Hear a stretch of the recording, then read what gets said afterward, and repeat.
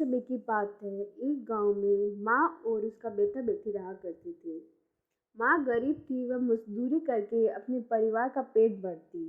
धीरे धीरे दिन गुजरते गए और बच्चे बड़े होने लगे।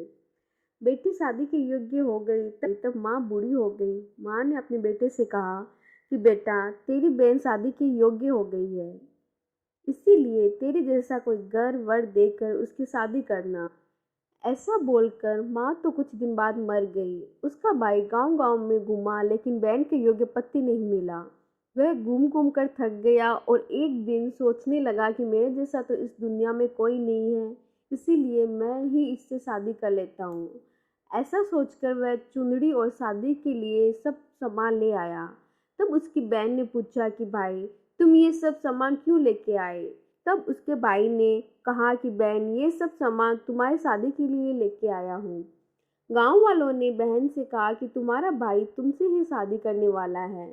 तब बहन ने जाकर अपने भाई से पूछा कि भाई, मेरी शादी किससे करने वाले हो? इस पर भाई ने कोई जवाब नहीं दिया। तब वह समझ गई कि भाई मेरे से ही शादी करेगा।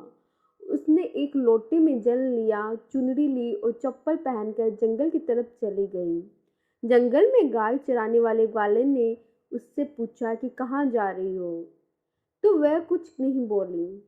वन में जाकर वह धरती माता को पुकारने लगी और बोली कि हे धरती माता, अब तुम ही मेरी लाज रखना, वरना अनर्थ हो जाएगा।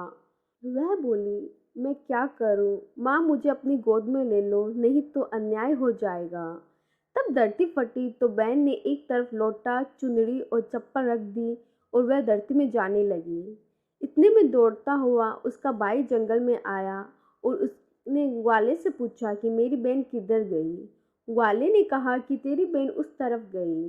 वह बहन बहन पुकारते हुए उस तरफ दौड़ता है।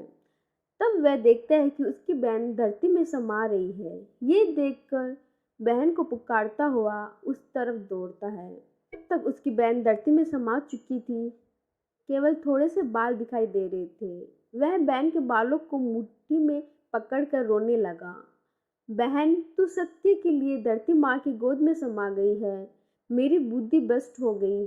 माँ का वचन निभाने के लिए मेरे जैसा कोई वर नहीं मिला, इसीलिए ऐसा विचार आया। ऐसा बोलकर वह जोर जोर से रोने लगा। पर धरती माँ ने सत्य के लिए बेटी को अपने में समा लिया।